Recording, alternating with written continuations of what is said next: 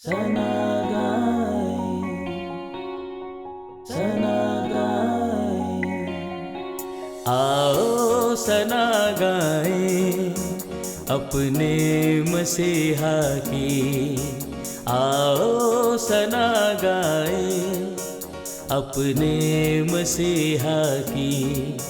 जो बचाता है वही देता है जिंदगी हमेशा की। खुदावंद यीशु मसीह के पुरफज़ल जलाली और ख़ूबसूरत नाम में आप सबकी सलामती हो। प्रोग्राम आओ सना गाएं के साथ मैं हूं आपका होस्ट पास्टर आसिफ हारून।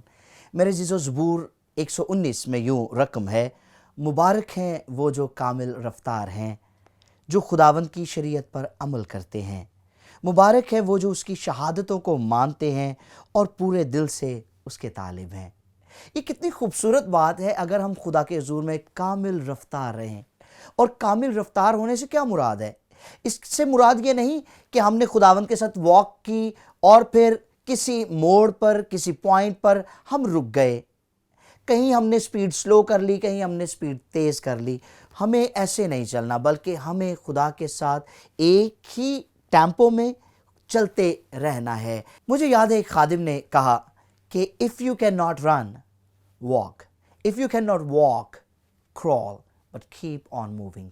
हमें खुदा के साथ चलते रहना चाहिए, बढ़ते रहना चाहिए, और यही वो है जो खुदा हमसे तकाजा करता है कि हम उसकी मोहब्बत में बढ़ते और उसकी शहादतों को मानते रहें और पूरे दिल से उसके तालिब रहें। और जब हम पूरे दिल से खुदावंद के तालिब होते हैं तो फिर वो भी हमें बरकत देने में दरेग नहीं करता। आज मैं आपके साथ मुलाकात करवाने जा रहा हूँ। एक खुदावंद की बहुत अच्छी खादिमा हमारे साथ मौजूद हैं, और आप अरसा 2019 से बाकायदा खुदावंद की प्रस्तिश कर रही हैं। शोबा सेहत से वाबस्ता हैं और बहुत अरसे से यूके में सेटल्ड हैं। जी हाँ, मेरी मुराद है sister Neha Arya Yunus. God bless you sister. जी बहुत शुक्रिया। मैं खुदावंद की बहुत शुक्रगुजार हूँ कि आज मुझे मौका मिला कि मैं प्रोग्राम आओ सना गाएं में आई और खुदावंद के नाम को इज़्ज़त और जलाल देने जा रही हूँ। मैं थैंकफुल हूँ पास्टर खालिद नाज जी की, PMI टेलीविज़न की, और आपकी भी जो आपने मुझे यहाँ बुलाया। खुदावंद की सिताइश हो। सिस्टर, आप 2019 से बाकायदा खुदावंद की सिताइश कर रही हैं, तो क्या ये शौक़ आपको बचपन से था? जी, मैं बचपन से ही गाया करती थी, और जब गाती थी तो फैमिली में सब कहते थे तुम्हारी आवाज़ अच्छी है, तुम गाया करो। बट पेरेंट्स ऑलवेज मींस कहते रहते थे कि मींस प्रेयर किया करो, प्रेयर के लिए, खुदावंद की हमदो सताइश के लिए गाओ, वो गाना बेहतर है। तो जब थोड़ी बड़ी हुई तो मैं आई वाज अराउंड 13 और 14 years old when I was baptised with the Holi spirit. तो फिर उसके बाद से जब भी हमारे फ्रेंड सर्कल में हम गाते थे या कुछ इस तरह होता था, तो फिर मुझे अंदर से गिल्ट फील होती थी कि मैं क्यों फिल्मी गाने गा रही हूँ। और जैसे कि कलाम में लिखा है कि एक खादिम दो मालिकों की खिदमत नहीं कर सकता, तो उसी तरह मुझे जो वो गिल्ट होती थी, तो फिर मैं सोचती थी कि नहीं, मैंने ये नहीं करना, मैं खुदावंद का मैं फिर गीत लगा के तो वो सुनती और उसके साथ गाया करती थी। और हमारे घर में अर्नेस्ट मल साहब के बहुत गीत लगा करते थे, और उन्हीं से एक इंस्पिरेशन मिलती गई। तो फिर मुझे किसी ने पूछना कि तुम क्या करोगी बड़ी होकर, तब मैं बोलती थी कि मैं खिदमत करूंगी, मैं गैर कौमों में खुदावंद के नाम को फैलाऊंगी। और उस वक्त मुझे इस वर्ड का मीनिंग नहीं पता था कि ये कितना बड़ा वर्ड है जो मैं बोल रही हूँ। और जब आहिस्ता आहिस्ता मैं बढ़ती चली गई, खुदावंद में बढ़ती चली गई, तो मुझे ये चीज़ रिवील होने लग गई कि yes, that's the calling for me and I want to walk with God. Wow, that's amazing. और ये बड़ी खूबसूरत बात है कि हमें अपने बुलावे का पता चल जाए, है ना, हम अपनी कॉलिंग को समझें। और जब हम अपनी कॉलिंग को समझ लेते हैं तो फिर वही बात जो मैं अभी कलाम खुदा में से पढ़ रहा था कि मुबारक है वो जो कामिल रफ्तार है, जो खुदावंद की शरीयत पर अमल करते हैं। और फिर अगली आयत में लिखा, मुबारक है वो जो उसकी शहादतों को मानते हैं और पूरे दिल से उसके तालिब हैं। So we have to keep seeking the Lord, है ना।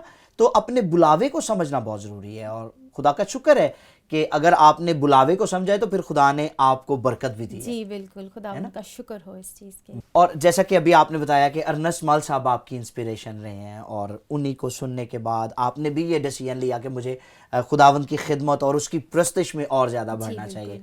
तो अभी तक कितने गीत आपने रिकॉर्ड करवाए हैं? अब तक मैं 5 गीत कर चुकी हूँ, और रिसेंटली जो मैंने गीत किया है वो है खरियां गल्लां। मेरा पहला गीत था मेरी अर्जी। There was a time in my life जहाँ पे मुझे समझ नहीं आ रही थी कि मैं क्या करूँ। मैं स्टडी भी कर रही थी और कुछ लाइफ में ऐसे थे, टाइम्स भी थे, तो मुझे समझ नहीं आ रही थी कि मैं क्या करूं, खुदावंद की मर्जी मेरी ज़िंदगी में क्या है और मैं करूं क्या, कैसे करूं। और उस वक्त मैंने खुदावंद का कलाम मेरे सामने आया, खुदावंद ने अपने कलाम को रिवील किया। मैं वो थोड़ा सा आपके साथ और व्यूअर्स Sure. के साथ भी शेयर करना चाहूँगी। वो है हम पढ़ेंगे ज़बूर 40 जी उसकी 8वीं आयत, यानी कि Psalm 40 या और उसकी 8 वर्स से हम पढ़ेंगे। मेरी खुशी तेरी मर्जी पूरी करने में है, बल्कि तेरी शरीयत मेरे दिल में है। वाह मैंने बड़े मजमुआ में सदाकत की बशारत दी है। देख, मैं अपना मुंह बंद नहीं करूँगा। आए खुदावंद, तू जानता है मैंने तेरी सदाकत अपने दिल में छुपा नहीं रखी। मैंने तेरी वफादारी और निजात का इजहार किया है। मैंने तेरी शफकत और सच्चाई बड़े मजमा से नहीं छुपाई। वाह आए खुदावंद, तू मुझ पर रहम करने में दरेग न कर। तेरी शफकत और सच्चाई बराबर मेरी हिफाजत करें। आमेन आमेन।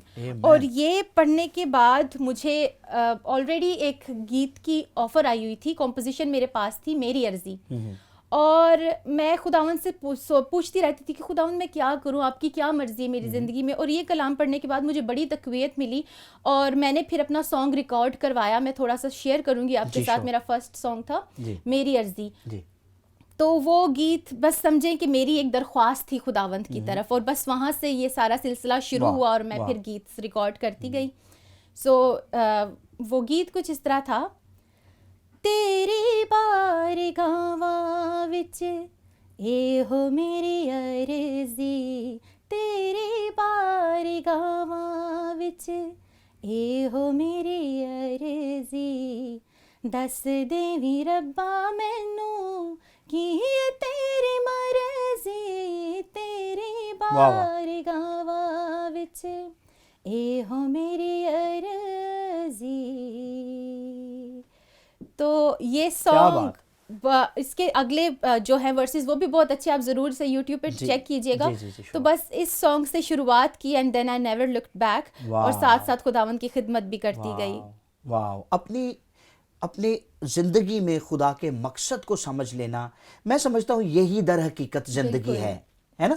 और मुझे याद है कि खुदा के एक बहुत अजीम खादिम, मैं उनकी बुक पढ़ रहा था, रे वैलेस, वो उसमें एक स्टोरी लिखते हैं और कहते हैं कि मुझे ऑस्ट्रेलिया के एक स्कूल ने इनवाइट किया मॉर्निंग असेंबली के लिए, और उन्होंने मुझे बोला कि भाई आप हमारे जो मॉर्निंग असेंबली है उसमें बच्चों को इंस्पिरेशनल वर्ड उनके साथ शेयर करें। तो कहते कि when I was there and I share the word with them, and right after the assembly like the principal took me for visiting the classrooms. Right. तो वो कहती है कि जब हम जा रहे थे different classes को, we were visiting and I was speaking with the kids. तो कहते एक क्लासरूम ऐसा था जिसमें हम एंटर हुए, बच्चों ने बहुत अच्छे से हमें ग्रीट किया, and like I started asking different questions, what do you want to be in your future? तो कहते हैं कि एक बच्चे ने वो खड़ा हुआ और उसने कहा well I want to become a pilot. तो कहते मुझे बहुत अच्छा लगा। मैंने दूसरे से बच्चे से पूछा, एक बच्ची बैठी हुई थी, उस बच्ची से पूछा कि what do you want to be in your future? तो कहने लगी well I wish to be a gynaecologist. तो कहते मैंने कहा that's wonderful, praise the Lord.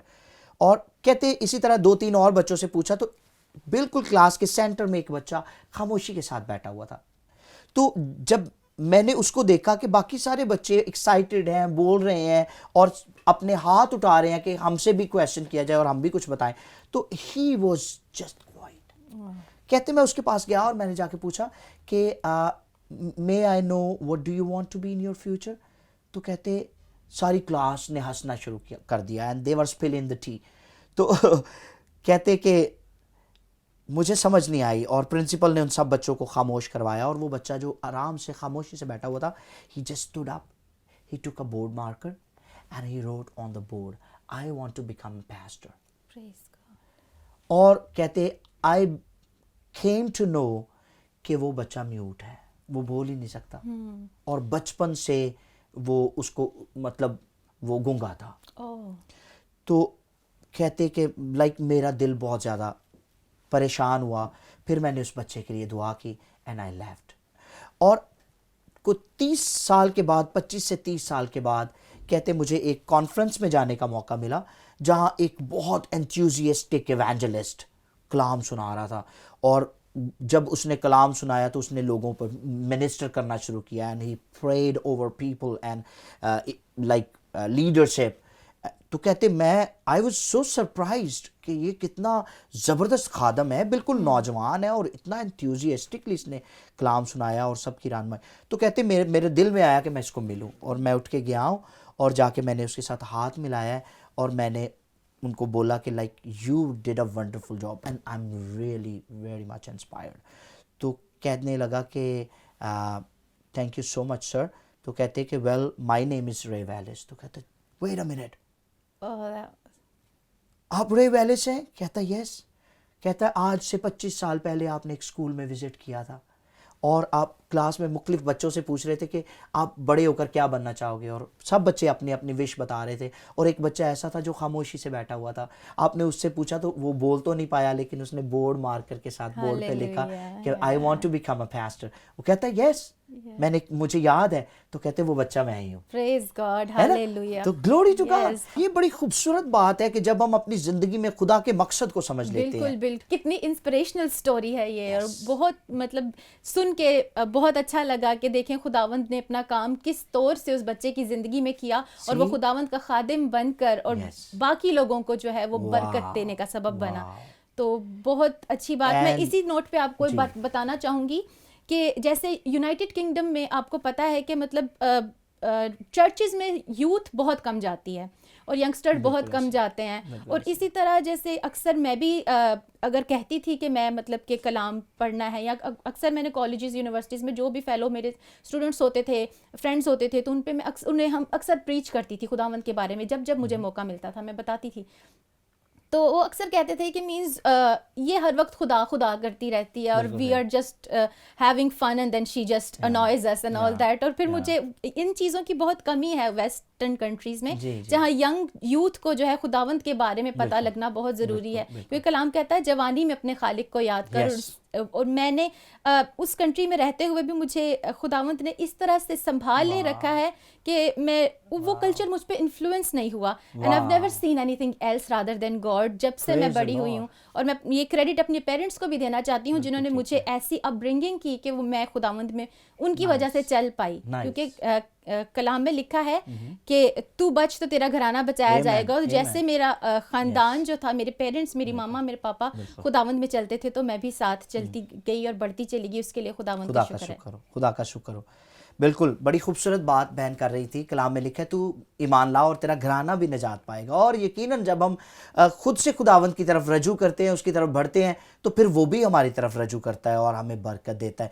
सो ये बड़ी ज़बरदस्त बात है कि एक ऐसे मुल्क में रहकर जहाँ आज़ादी है, जहाँ कोई रोक नहीं सकता, कोई रोक टोक नहीं है, ऐसे मुल्क में रहकर भी आप बिब्लिकल कल्चर को फॉलो करते हैं, तो मैं समझता हूँ कि इससे बड़ी बात और कोई नहीं हो सकती है ना। yes. तो हमें दर हकीकत हमारा कल्चर दुनिया का कल्चर नहीं है और ना हमें दुनिया के कल्चर को फॉलो करना है। क्योंकि रसूल लिखते हैं कि ना दुनिया से मोहब्बत रखो और ना दुनिया की चीज़ों से मोहब्बत रखो, क्योंकि लिखा है जो कोई दुनिया से मोहब्बत रखता है वो खुदा का दुश्मन है ना। तो क्या इससे ये मुराद है सिस्टर नेहा कि हम अपने बहन भाइयों और रिश्तेदारों को छोड़ दें? नहीं, हम उन्हें छोड़ें तो नहीं, पर उन्हें भी साथ लेकर खुदावंद के कदमों में आए और अपने पूरे घराने को साथ लेकर, because we are made to worship God.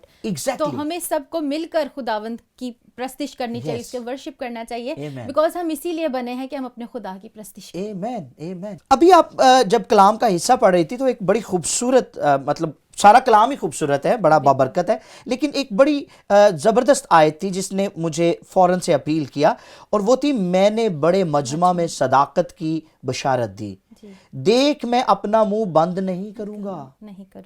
है ना। तो हमें अपना मुंह बंद नहीं करना चाहिए, बल्कि अपने मुंह को खुदा के जलाल के लिए इस्तेमाल करते रहना चाहिए। मुझे याद आ रहा था जब यीशु मसीह यरूशलेम में दाखिल हुए शाहाना इस्तकबाल के लिए, और लोग वहाँ पर यीशु के आगे आगे अपने कपड़े बिछा रहे थे और फिर खजूर की टहनियों के साथ वो यीशु मसीह का इस्तकबाल कर रहे थे, तो वहाँ पर फकी फरीसी मौजूद थे और उन्होंने यीशु से कहा इन्हें चुप करवा, ये क्यों शोर करते हैं? तो यीशु ने कहा अगर ये चुप हो जाएंगे तो पत्थर चिल्ला उठेंगे। है ना। तो हम चूंकि खुदा के खादिम हैं, हम परिस्तार हैं और उसने हमें अपनी प्रस्तिश के लिए बनाया है, तो अगर हम चुप कर जाएंगे तो फिर खुदा के पास बड़े रिसोर्सेज हैं अपनी प्रस्तिश के लिए, कायनात का बनाने वाला है ना। तो दर हकीकत खुदावंद ने हमें रुए ज़मीन पर, पाकिस्तान हो, इंग्लैंड हो, वेस्ट हो, यूएस हो, कनाडा हो, कोई भी लैंड हो, इससे कोई गर्ज नहीं है, लेकिन उसने हमें बनाया और रखा इसलिए है कि हम उसकी सिताइश करें और हमारा मुंह बंद ना हो, बेशक, है ना, हालेलुया, उसके आमीन, जलाल के लिए हम आमीन। कौमों में शहादत देते रहें, गवाही देते रहें। बिल्कुल, तो हाँ जी। ये अच्छा, मुझे ये बताइए चूँकि आप शोबाए सेहत से भी वाबस्ता हैं, जी। तो कैसा लगता है आपको अपने मतलब प्रोफेशन को मेंटेन रखना, साथ में खुदावंद की खिदमत, चूँकि आप खादिमा भी हैं, सिर्फ परिस्तार नहीं है, बल्कि इसके साथ साथ आपने एनजीओ बनाई हुई है और फिर आप और खुदावंद की रिसेंटली डॉक्टरेट ऑफ डिविनिटी भी कंप्लीट की है। वाह वाह, ग्लोरी टू गॉड। आप मोटिवेशनल स्पीकर हैं, इवेंजलिस्ट हैं, हाँ जी। तो कैसे मैनेज करती हैं आप ये सारी चीज़ों को? मैनेज करने वाली मैं नहीं, बल्कि खुदावंद है Amen. जो मेरे थ्रू ये सब काम करवाते हैं, क्योंकि Amen. खुदावंद ने मुझे चुना है। वो कहता है तुमने मुझे नहीं बल्कि मैंने तुम्हें Yes, चुन लिया। of course. So I think that was my calling and that's what God wanted me to do. आमीन। तो बस सब कुछ मैनेज होता है, करना पड़ता है, बिकॉज हम दुनिया में रहते हैं, तो मतलब कि जो कैसर का है वो कैसर को दो, जो खुदावंद का है वो आमीन, खुदावंद को दो। आमीन।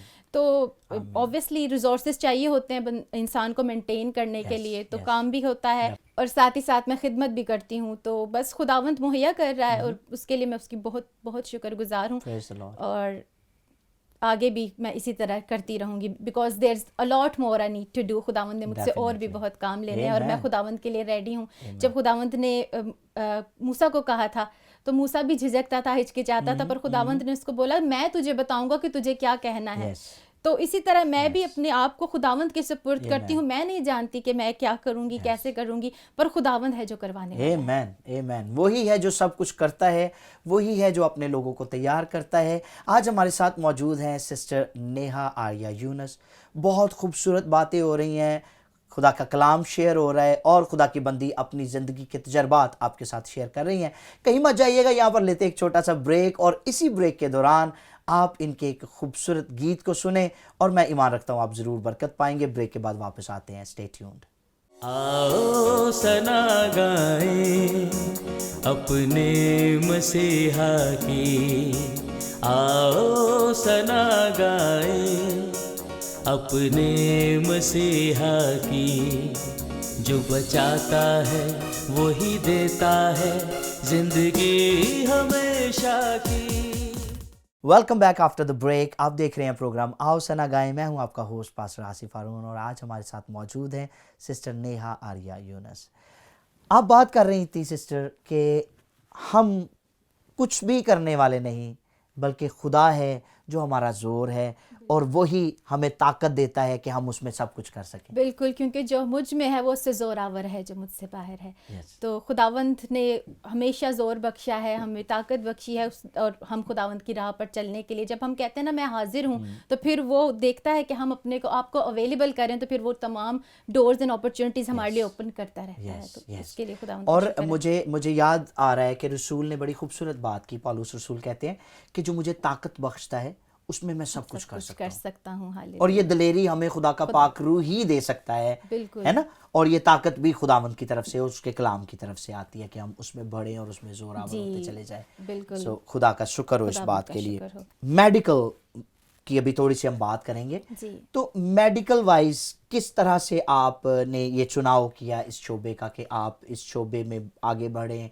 और इसको अपनाएं? My dad was a doctor, तो वो मुझे हमेशा कहते रहते थे कि मींस मेडिकल फील्ड ज्वाइन करो, मेडिकल फील्ड ज्वाइन करो। But when you are young you just hang about with the crowd and whatever they do you just follow them. And then my father when he passed away, तो फिर मैंने सोचा कि मैंने तो actually में बाद में जब मैं थोड़ी बड़ी हुई तो मैंने बिजनेस जो है वो चूज़ किया था और मैंने हेल्थ केयर मैनेजमेंट की, उसमें मैंने मास्टर्स की डिग्री हासिल की। और फिर उसके बाद मुझे पापा की कई बातें याद आती थी, तो फिर मैंने सोचा कि लेट्स डू दैट। और उसके बाद फिर मैंने मेडिकल की स्टडी जो है वो कंप्लीट की और खिदमत में तो साथ साथ चल रही थी। और मैं जब हम किसी पेशेंट की हेल्प करते हैं, पेशेंट को मींस दोबारा से उसको रिकवरी पे लेकर आते हैं, सारा कुछ करते हैं, तो वो भी एक खिदमत है। बिल्कुल ऐसा खुदावंद हमारा जो है वो शाफी खुदा था, वो बीमारों को शिफा देता था। तो बस मैं यही सोच कर करती हूँ कि खुदावंद भी हलीम है, हमें भी हलीम होना है, और बीमारों के लिए जो है मैं एक तरह से ये भी खिदमत है, तो मैं खिदमत के तौर पे करती हूँ। जबरदस्त। So my father was an inspiration for me and now I do it so that I'm serving the Lord and I'm serving his people. आमीन। दोनों तरह से आप खुदावंद की खिदमत कर रही हैं, वो भले मेडिकल हो या वो खिदमत का मैदान जी, हो। बिल्कुल। तो ये बड़ी ज़बरदस्त बात है कि हम जो कुछ करें दिलो जान से करें और ये जान के करें कि खुदावंद के लिए करते हैं। बिल्कुल। आमीन। आप बता रही थी कि 4 साल आपकी शादी को हो गए हैं और इस ड्यूरेशन में डेफिनेटली ज़िंदगी में बहुत दफ़ा निशेबो फराज आते हैं। तो ऐसी सिचुएशन में कभी ऐसा हुआ हो कि आप का हौसला जो है वो कभी हौसला हारी हो या कुछ हालात ने किसी तरह से मुतासिर करने की कोशिश की हो, तो आप अपनी स्टोरी शेयर करें प्लीज़। जी, ऐसे मौके आते हैं जहाँ पे एक टाइम ऐसा भी था कि जहाँ पे ऑब्वियसली लॉन्ग डिस्टेंस पे इंसान होता है, तो फिर थोड़ी सी प्रॉब्लम्स भी होती हैं, क्रिएट होती हैं, तो समझ नहीं आती थी क्या करें। पर मैंने हमेशा खुदावंद को आगे रखा है और मैंने जो भी मांगा है, जो भी प्रेयर्स की हैं, मैंने हर चीज़ का, और खुदावंद मुझसे बहुत मोहब्बत रखता है कि वो हमेशा मेरी दुआओं का जवाब देता है। और मैं कोई भी चीज़ क्वेश्चन खुदावंद से करूं या कोई भी दुआ में गिड़गिड़ाऊं जब भी, तो खुदावंद ज़रूर या तो विजन्स के थ्रू वो मुझसे कलाम करते हैं या मुझे बता देते हैं कि भाई इस तरह तुम्हें चलना है, that's the right path for you and that's not the right path for you. तो मेरे साथ भी कुछ ऐसी सिचुएशन है जैसे यूना नबी के साथ हुआ कि खुदावंद ने कहा कि भाई मैंने तुम्हें नैनवा के लिए चूज़ किया था और तुम तरसीस को जा रही हो। तो यही सिचुएशन मेरे साथ भी ऐसा हुई कि मैं चलो यूनाइटेड किंगडम में थी और इस तरह फिर खुदावंद ने मुझे पाकिस्तान में मैं लेकर आए और मैंने फिर खुदावंद के नाम को ऐसे ही इज्जत जलाल देना स्टार्ट किया और फिर अब हम मिलकर खुदावंद की खिदमत कर रहे हैं। Praise the Lord. अच्छा, एक बात मुझे बताइए कि like how difficult or easy is it to minister in the UK? Because like आपने इसको कंपेयर किया होगा कि पाकिस्तान में खिदमत करना as compared to UK easy है, तो वहाँ पर आप के लिए किस तरह से अपॉर्चुनिटीज़ आपको मिलती हैं? मैं आपको बताना चाहूँगी कि थोड़ा सा वर्ल्डली टॉपिक पे बात कर रही हूँ कि जब हम न्यूज़ देखते हैं तो उस पे बताते हैं कि मींस पाकिस्तान में खिदमत नहीं हो सकती, बट जो मैं देखती हूँ पाकिस्तान में जो खिदमत है बड़े वसी पैमाने पे होती है और इसके लिए खुदावंद का हम शुक्र करते हैं। पर United Kingdom as compared to that I don't think it's very easy over there because young people, youth as I said, are not interested in to the gospel. वो नहीं आते चर्चेज में और उनको प्रीच करना बहुत मुश्किल होता है। एंड मोस्टली हमारे चर्चेस जो हैं वो एल्डरली कम्युनिटी से भरे पड़े हैं। तो वहाँ पे जब हम प्रस्तिश करते, इबादत करते हैं, तो मोस्टली जो है एल्डरली कम्युनिटी होती है। तो वहाँ पे भी बस जहाँ मुझे थोड़ा थोड़ा मौका कहीं ना कहीं मिलता है तो मैं उन चर्चेस के साथ, कभी इंग्लिश की सर्विस में, एक हमारे वहाँ पे चर्च है पटियाला की कम्युनिटी है, वहाँ पे इंडियन कम्युनिटी है, तो वहाँ पे मैं काफ़ी प्रस्तिश वगैरह करती रहती हूँ। तो वो खुदावंद ने मुझे पंजाबी में भी बहुत यूज़ किया है कि मैं पंजाबी सर्विसेज वगैरह अटेंड करती हूँ, तो वहाँ से ही पंजाबी गीत और ये सब चीज़ें भी वहाँ गाती रहती हूँ, तो बहुत अच्छा लगता है। तो खुदावंद ने बहुत ब्लेस किया है वहाँ भी, but it's not as easy as compared to Pakistan. Definitely. और खुदा का काम, खुदा की खिदमत है ही मुश्किल काम और ये सब नहीं कर सकते। And there's a big discrimination. अगर आप खुदावंद की राह पे वहाँ पे चलते हैं, वहाँ इतना बिग सेक्युलरिज्म है कि लोग कहते हैं कि means what are you doing, this is not the time, what are you doing that, you know, so people just look down at you. पर मैं यही कहती हूँ कि कलाम में लिखा है कि कोई तेरी जवानी की हकारत ना करने पाए। तो हम बस, मैं खुदावंद के साथ चलती हूँ, मेरा घराना चलता है और मैं चाहती हूँ कि और भी खुदावंद यूनाइटेड किंगडम को भी, यूथ को भी जो है बचाए और खुदावंद की राह पर तम सब चलने लग जाए। बिल्कुल। अच्छा, ये मतलब ऐसा है, मुझे भी खुदा मौका देता है दुनिया के मुख्तलिफ ममालिक में जाने का और लोग सच्चाई को सुनने से भागते हैं। बिल्कुल, वो रेडी नहीं है सच्चाई को सुनने के लिए। जबकि जब हम यूहन्ना की इंजील पढ़ते तो वहां पर लिखा है बस सच्चाई से वाकिफ होगे और सच्चाई तुम्हें आजाद करेगी। और फिर लिखा है अगर बेटा तुम्हें आजाद करे तो तुम वाकई आजाद होगे। तो आज अगर लोग सच्चाई को सुनना शुरू कर दे तो लिटरली खुदा उनकी जिंदगियां बदलने के लिए तैयार है। लेकिन हमें इस कड़वे सच को लोगों तक पहुंचाना है वही faith comes from hearing and hearing from through the word of Christ and people are not ready to listen. Yes. मेरे 2 भाई हैं और मेरा एक ब्रदर है, उसने डिप्लोमा किया है थियोलॉजी में and he always goes out on street preaching और वहाँ पे मतलब he is younger than me और लोग मतलब बहुत डिफ़िकल्टी से कन्विंस होते हैं because people are not ready to listen. बिल्कुल ऐसे ही है। तो बस ये है कि वहाँ हमें ज़्यादा जोर लगाना पड़ता है, Definitely. ज़्यादा। यीशु मसीह को भी खिदमत करना आसान नहीं था बिल्कुल। इस दुनिया में, क्योंकि इवन यीशु मसीह के बहुत से ऐसे शागिर्द थे जो यीशु को के पीछे चलते थे, यीशु को फॉलो करते थे, लेकिन जब यीशु कड़वा सच बोलते थे जो उनके लिए बहुत कड़वा होता था जी। तो उनको बहुत बुरा लगता था और फिर उनमें से बहुत सारे कलाम में लिखा उल्टे फिर गए और वो यीशु के साथ नहीं रहे। फिर यीशु के जो अपने 12 शागिर्द थे जो खुदा की तरफ से चुने गए थे, यीशु ने उनसे पूछा if you want to go you can, like the doors are open, you can go. तो वो उनमें से एक कहने लगा कि जिंदगी की बातें तो तेरे पास है, हम तुझे छोड़कर कहाँ जाएंगे। तो यीशु ने तो उन्हें ऑफर की कि भाई ठीक है, अगर मेरी बातें बुरी लगती हैं तो जा सकते हो, मैंने खोल दिया दरवाजा, निकलो यहाँ से। लेकिन वो कहते हैं हम जा ही नहीं सकते, क्योंकि फिर अगर यहाँ से निकल गए तो जिंदगी कहाँ से मिलेगी। तो मेरा ख्याल है कि हमें इस सच को जो लोगों को कड़वा लगता है जरूर बयान करते रहना चाहिए, और ये वो खरी खरी बातें हैं जो हमें सुनानी। हमारी बहन ने एक बहुत खूबसूरत गीत गाया है, खरियां खरियां गल्ला। तो मैं रिक्वेस्ट करूंगा आपसे कि चूंकि हम बात कुछ इस तरह से कर रहे हैं कलाम को लेकर, तो आप ये खरी खरी बातें जो आपने गा कर कलीसियाओं तक पहुंचाई हैं, तो आज इस प्लेटफॉर्म से भी आप जरूर हमारे व्यूवर्स के लिए गाएं। की होया की हो वड़े वाला, दस दी बाइबल पेत निराला। की होया की हो वड़े वाला, दस दी बाइबल पेत निराला। सच नु समझो सच नु जानो, गल्ला ना कोई आम जया। खरिया खरिया गल्ला यसू दे कलाम दिया। खरिया खरिया गल्ला यसू दे कलाम दिया। राज समुंदरों डूंगे ने जो बाइबल विच समाए। वचना दे नल तारिया ला लो, जे कोई बचड़ा चाहे। वचना दे नल तारिया ला लो, जे कोई बचड़ा चाहे।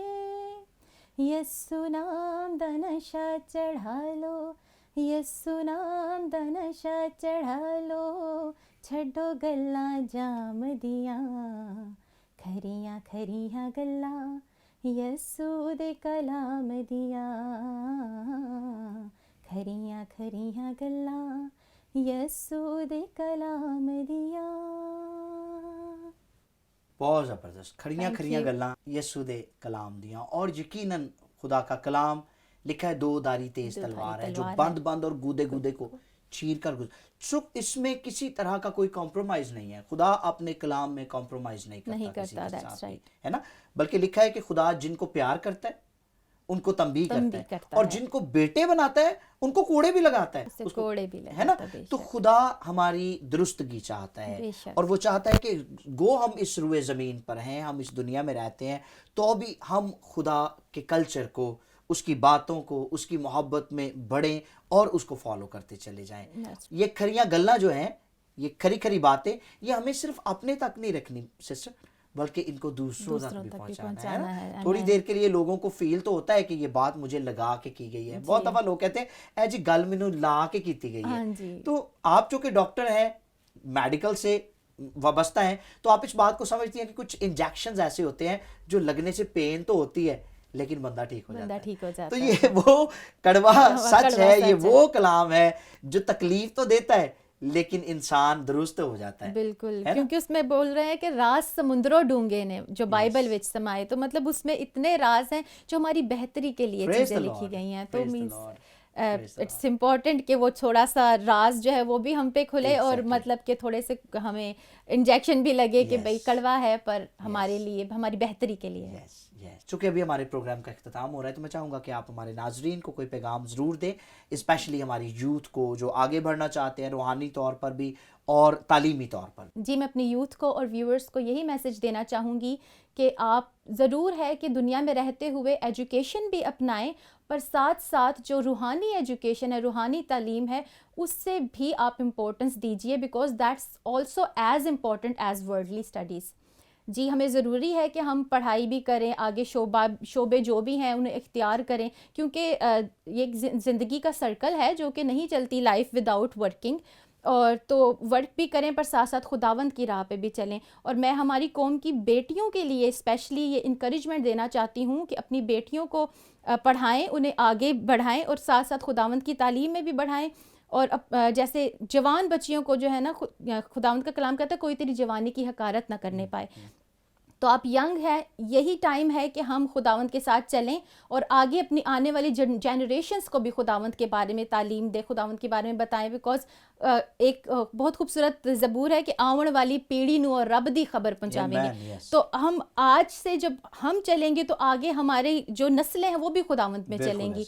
तो ज़रूर है कि आप स्टडीज़ भी करें, खुदावंद के साथ भी चलें और खुदावंद को अव्वल दर्जा और अव्वल मकाम दें, क्योंकि पहले उसकी रास्तबाजी और उसकी राह चुनो और दुनिया की तमाम चीज़ें तुमको मिरास में मिल जाएंगी। प्रेज़ गॉड, खुदावंद आप सबको बरकत दे। थैंक यू सिस्टर, बहुत खूबसूरत पैगाम हमारी बहन ने बेटियों के लिए, बेटों के लिए छोड़ा है कि आप अगर आज आप खुदावंद के साथ चलेंगे तो कल को आपकी पुश्तें भी खुदावंद के साथ उसी वफ़ादारी से चलेंगी, और यही वफ़ादारी खुदा हम सब से चाहता है और इसी का तकाजा करता है। Thank you so much for joining us. You are very welcome, it was pleasure being here. हमारी दुआ है कि खुदा आपको सलामत रखे और आप इसी तरह से खुदावंद की खिदमत पूरे दिलो जान और सच्चाई के साथ आमीन, ऐसा ही हो। मे the Lord bless you. Thank you. आप सबका भी बहुत शुक्रिया, आप हमारे साथ रहे और यकीनन आप सब ने बरकत पाई है। अगले प्रोग्राम में मिलेंगे एक नई शख्सियत के साथ, तब तक के लिए खुदावंद आपका निगहबान। आओ सना गाएं अपने मसीहा की, आओ सना गाएं अपने मसीहा की, जो बचाता है वही देता है जिंदगी हमेशा की।